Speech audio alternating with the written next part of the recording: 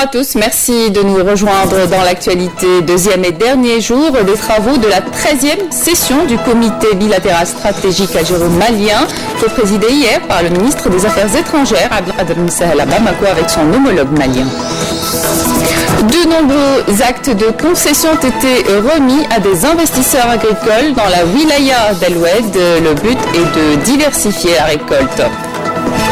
On prendra la direction de la Casbah d'Alger à la fin du journal pour vous faire découvrir l'un des plus anciens et des plus prestigieux des édifices religieux, la mosquée Sidi Rmdan. Bienvenue à tous. Deuxième et dernier jour des travaux de la 13e session du comité bilatéral stratégique algéro-malien, co-présidé hier par le ministre des Affaires étrangères Abdelkader Msahel à Bamako, avec son homologue malien, une session qui s'inscrit dans le cadre de la concertation bilatérale régulière, traduit la volonté des hautes autorités algériennes et maliennes de consolider davantage les liens historiques de fraternité, de solidarité et de coopération qui existent entre les deux pays. Linda Belbahri, Karima Ifa. Le ministre des Affaires étrangères, Abdelkader Msahel, a réitéré l'engagement de l'Algérie à poursuivre ses efforts pour accompagner les parties maliennes qui font désormais preuve d'une plus grande appropriation pour l'édification de l'État malien, de sa stabilisation et de son développement, soulignant l'attachement des présidents algériens et maliens au renforcement des relations historiques de fraternité et de solidarité qui unissent l'Algérie et le Mali. Nous avons donc un socle commun qui fait que cette relation ne peut être que forte. Dans la stabilité, le Mali est la profondeur stratégique de l'Algérie, l'Algérie est la profondeur stratégique du Mali. Donc il est évident que ce genre de rencontre, quand nos deux chefs d'État ont eu la sagesse, lors de la visite du président en 2015, de mettre sur pied ce comité stratégique, ils ont vu très loin ce que nous pouvons construire ensemble pour le bien-être de nos deux peuples. Le chef de la diplomatie malienne s'est quant à lui félicité des avancées enregistrées en matière de mise en œuvre de l'accord pour la paix et la réconciliation au Mali, issu du processus d'Alger, en appelant à la poursuite de la concertation à ce sujet. Notre coopération, à côté de la mise en œuvre de l'accord pour la paix et la réconciliation, doit continuer de se renforcer, de s'approfondir. Nous devons donner beaucoup plus d'ampleur à certaines actions. Et lors du 12e comité bilatéral stratégique, certaines décisions ont été prises. Pour cette 13e session que nous allons ouvrir ici ce matin, il conviendra de faire le point de la mise en œuvre des décisions et des actions que nous avions décidées lors de la session précédente, en ayant à l'esprit ce que les deux chefs d'État nous ont indiqué. Après avoir passé en revue les différentes actions de la coopération dans le domaine de l'énergie, de l'enseignement supérieur, de la formation et de la justice, les deux parties ont convenu de poursuivre leurs efforts communs en vue de consolider davantage et de diversifier la coopération bilatérale. Et toujours au Mali se tient aujourd'hui la réunion de la commission chargée du suivi de l'accord d'Alger sur le Mali.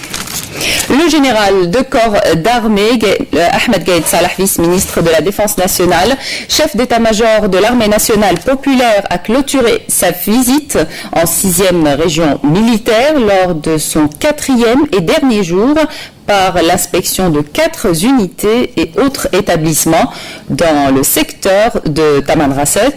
Le général de corps d'armée a visité ce matin la base aérienne de Tamanrasset où il a suivi au début un exposé présenté par le commandant de la base portant sur les missions de cette grande base aérienne, et ce avant d'inaugurer quelques nouvelles infrastructures réalisées dans le cadre de l'extension des capacités de cette base, à l'instar de l'hôtel des cadres.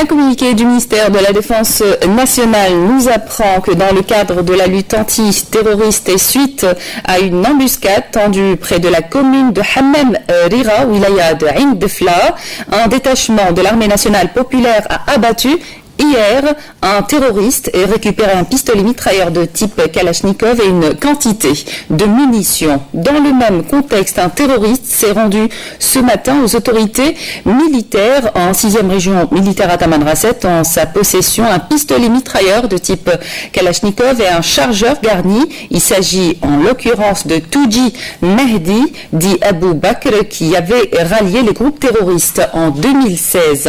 À Skikda, grâce à l'exploitation de renseignements, un détachement de l'armée nationale populaire a récupéré et détruit 2 casmettes pour groupes terroristes contenant 700 kg de produits chimiques servant dans la fabrication des explosifs, 3 bombes de confection artisanale, des outils de détonation et d'autres objets. Ces opérations interviennent dans le contexte des efforts fournis par les unités de l'armée nationale populaire pour traquer ces criminels et les éliminés partout où ils se trouvent à travers l'ensemble du territoire national.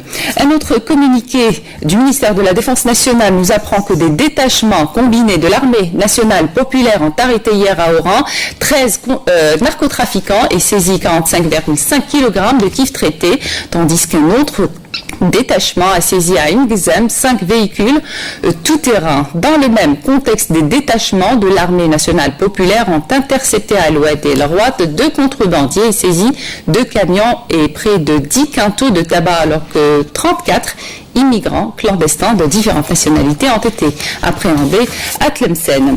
Saisie d'une énorme quantité de cocaïne estimée à 701 kg qui était sur le point d'être introduite sur le territoire national à travers le port d'Oran. Si ce n'est la haute vigilance des différentes composantes de l'armée nationale populaire qui a réussi à mettre en échec cette tentative qui menaçait la quiétude des citoyens. Cette marchandise était enfuie dans un conteneur à bord d'un bateau de transport de marchandises en provenance de l'Amérique latine, une opération de qualité réalisée suite à des informations des éléments du groupement territorial des gardes-côtes d'Oran en coordination avec la gendarmerie nationale et la douane algérienne. Il est à signaler que les recherches se poursuivent pour la découverte d'éventuelles autres quantités.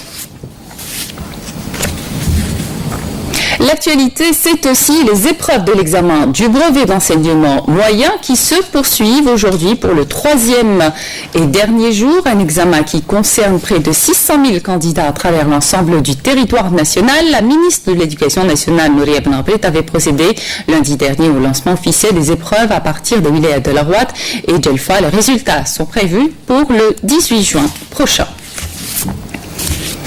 Fin de l'importation des semences de pommes de terre à compter de début 2022. Le ministre de l'Agriculture l'a affirmé hier à partir de Sétif, assurant que le travail continue pour produire l'ensemble des classes de semences, un travail lié à la sécurité alimentaire du pays. Nesrine Bessaïdi.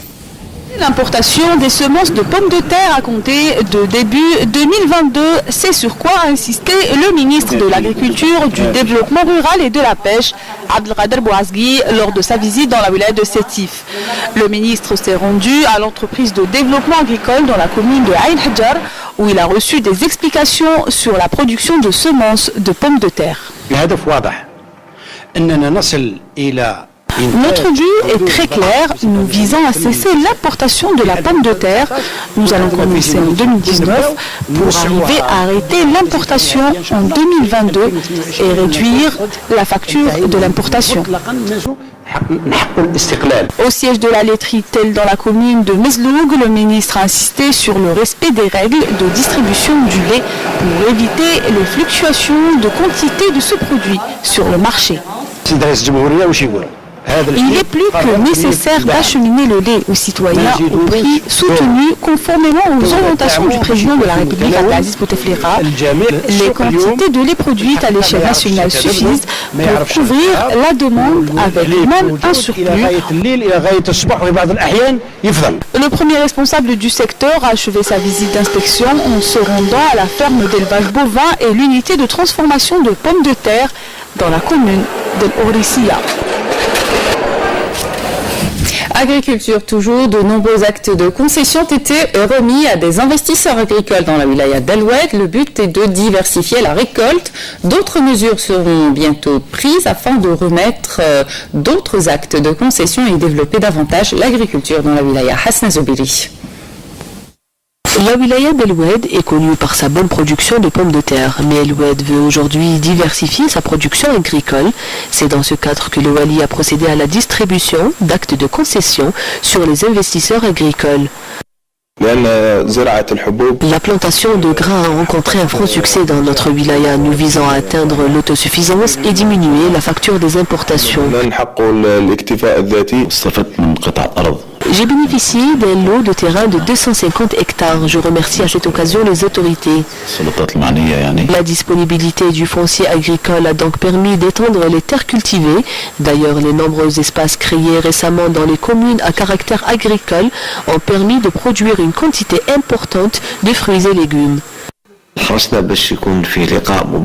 Nous avons veillé à organiser une rencontre avec les bénéficiaires afin de les informer des objectifs arrêtés par la wilaya. Ils doivent ainsi commencer la récolte dans un délai maximum de 6 mois. Cette opération vise à développer l'agriculture dans la wilaya d'El Oued. Nous avons également demandé au PAPC de créer de nouveaux espaces pour répondre aux multiples demandes. Toutes ces mesures prises ont permis donc à la wilaya d'El Oued de devenir leader dans l'agriculture. Djelfa, pôle touristique d'excellence, c'est ce qu'a affirmé le ministre du Tourisme en déplacement dans cette wilaya. Son intégration sur la carte touristique nationale est au vu de son potentiel naturel et la disponibilité en son sein de zones thermales. Abdelkader Ben Messoud qui avait justement visité nombre de projets d'investissement. Naïma Haouch. Djelfa est un pôle touristique d'excellence. Elle possède une place sur la carte touristique nationale. C'est une affirmation faite par le ministre du Tourisme et de l'Artisanat, Abdelkader Ben Messoud. La wilaya de Djelfa a sa place sur la carte touristique nationale, d'où son intégration au titre du Plan national de développement du tourisme en tant que pôle régional, à même de promouvoir le tourisme écologique.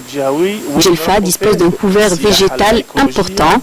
Il y a 80 projets d'investissement qui font partie des plans d'aménagement touristique, alors que d'autres sont localisés en dehors de cette zone.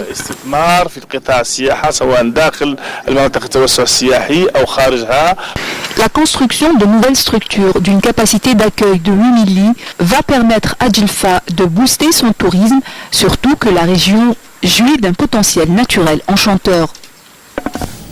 L'actualité à l'étranger, l'armée israélienne a annoncé avoir frappé dans la nuit de mardi à mercredi 25 objectifs militaires liés au Hamas dans la bande de Gaza en réponse à des tirs de roquettes et mortiers. Les États-Unis, grands alliés d'Israël, ont dénoncé les tirs palestiniens contre des installations civiles et demandent une réunion d'urgence du Conseil de sécurité qui se tiendra aujourd'hui.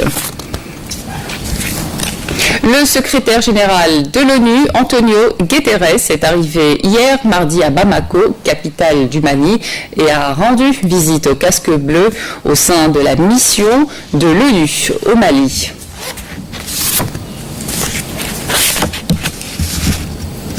On revient en Algérie pour parler de la consommation de la chicha qui est de plus en plus répandue entre les jeunes, notamment en ce mois de Ramadan. Les spécialistes de la santé estiment qu'il faut absolument mettre en place une campagne d'information au profit des jeunes face aux grands dangers de cette forme de tabagisme. Reportage à Abdelwahid Aftis, commentaire Nesrine Ben Saïdi. Depuis quelque temps, la chicha ou le narguilé profite d'un effet de mode parmi les jeunes et se répand d'une manière inquiétante. En effet, les cafés à chicha sont de plus en plus en vogue dans les grandes villes, une occasion que ces jeunes ne ratent pas pour passer une soirée entre amis et céder au plaisir du narguilé. Jeune Algérien gars, ce qui fait que genre une mode. La chicha est devenue une mode. À chaque fois qu'il y a un truc nouveau, tout le monde veut l'essayer. C'est une réaction normale. Bon, en fait, la chicha, ça devient une mode. Il y a plein de salons, là, mais il y a chicha maintenant. de partout, chicha, de partout. D'après une étude établie par l'Organisation mondiale de la santé, consommer de la chicha est l'équivalent de 100 à 200 cigarettes. La consommation des elle est plus grave à la dukhan. La chicha d'un côté ضرب بزاف. فيها charbon, فيها des produits chimiques, le charbon هذاك فيه واسمو du goudron, bon bref plein de trucs. C'est un truc اللي تهلك بزاف صح الشيشة. الشيشة ما c'est à déconseiller la chicha. Le goût sucré et les parfums exotiques de la chicha séduisent de plus en plus les consommateurs, peu informés sur les dangers de cette forme de tabagisme. Le fumeur du narguilé est plus exposé à la nicotine, au monoxyde de carbone et à d'autres toxines qu'un fumeur de cigarettes. Et comme chaque mardi, les plus belles interprétations de l'Inchad ont défilé hier afin d'arracher le titre de la meilleure interprétation du chant religieux. C'était à l'occasion du deuxième prime du concours Hadil Arwah dans sa 4e édition. Bouchra Bali.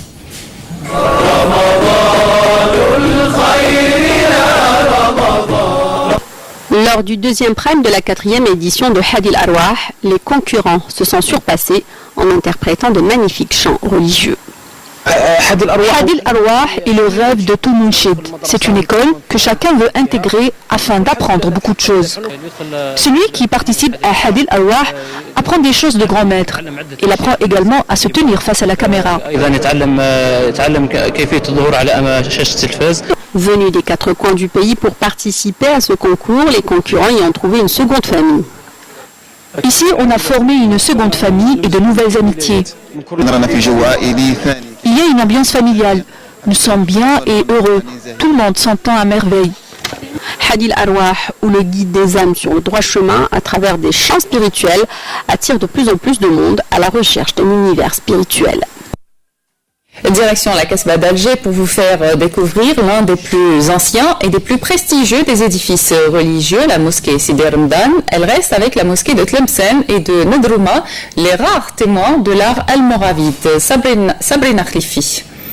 Sur les hauteurs de la Casbah fut érigée la première mosquée de la vieille Médina. Surplombant la baie d'Alger, elle offre aux fidèles une image attrayante de la cité qui épouse dans son élan en intrigue continue la mer Méditerranée.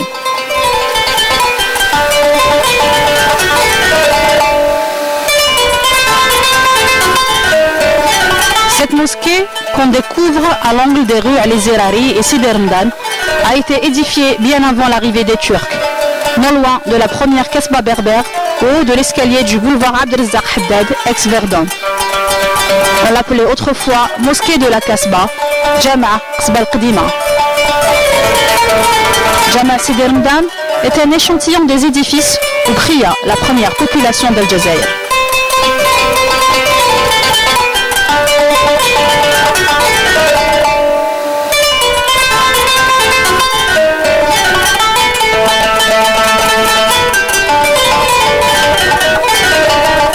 Son architecture est typiquement berbère, avec un lourd minaret carré, des toits en double pente et recouverts de tuiles rouges, comme Jama' al-Kbir et les différents temples berbères érigés à cette époque.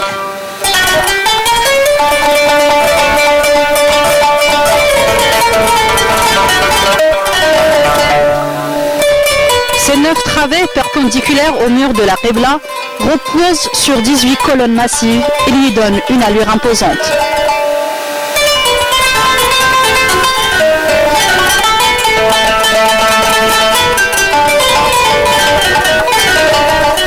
Le minaret à plan carré rappelle les oratoires de style maghrébin des XIIe et XIIIe siècles.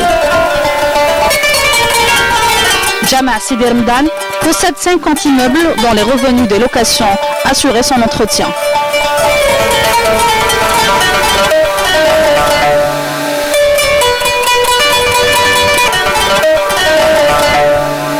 Les fidèles continuent à la fréquenter et la grande salle ne désemplit pas le vendredi et lors des prières de l'Aïd.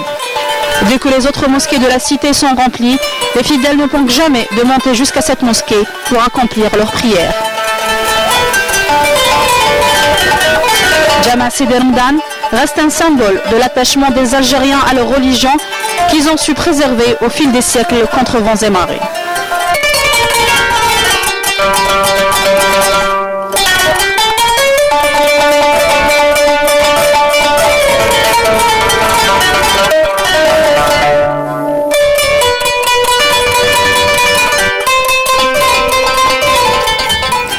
soirées culturelles au Palais de la Culture tout au long du mois de Ramadan. Des concerts de musique et des expositions artisanales sont programmés à partir de 22h et ce jusqu'au 11 juin.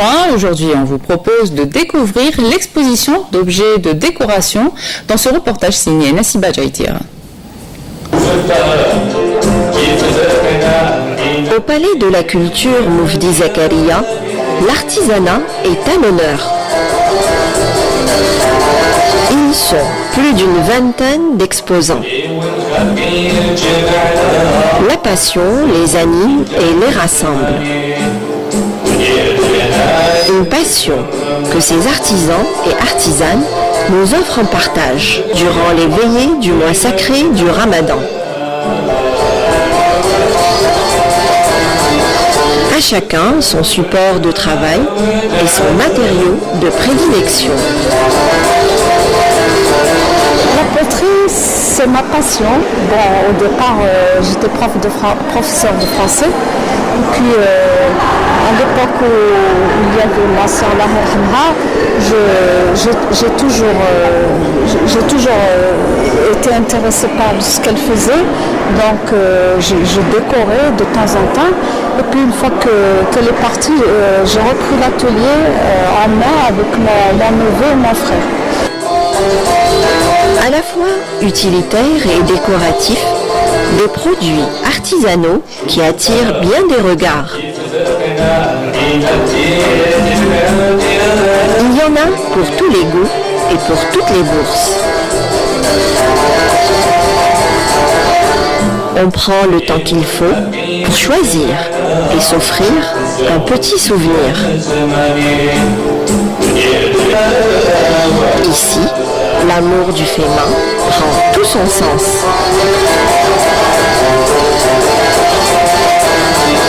Oui, il faut vraiment être passionné d'abord. La patience, il faut avoir de la patience et créatif. J'adore. Ouais, c'est une passion depuis longtemps, mais j'ai pas eu le temps de faire ça. Avant, je m'occupais de l'éducation de mes enfants et maintenant je me consacre à ça. Entre tradition et modernité, des objets dans l'air du temps.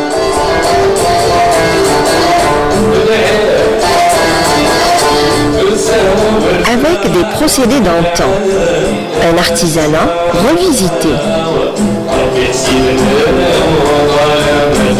Chaque foire, chaque opportunité d'exposition comme ça nous met non seulement en contact avec des clients potentiels, avec la population locale, de la région, ça dépend parce qu'on n'expose pas qu'à Alger, hein.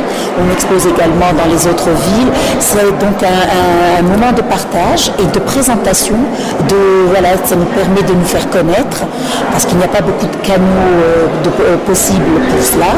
Et en effet, le fait d'être tous ensemble et à force de nous rencontrer, ça tisse un lien très intime, très important entre nous les artisans.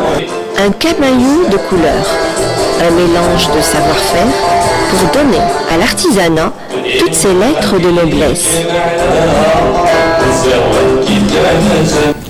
C'est la fin de cette édition. Merci de votre attention. Pour l'information, retrouvez ce soir à 18h Nadia Madassi, comme vous pouvez nous retrouver sur le site de la chaîne, ainsi sur son compte Facebook et YouTube. Excellente suite de programme sur notre chaîne.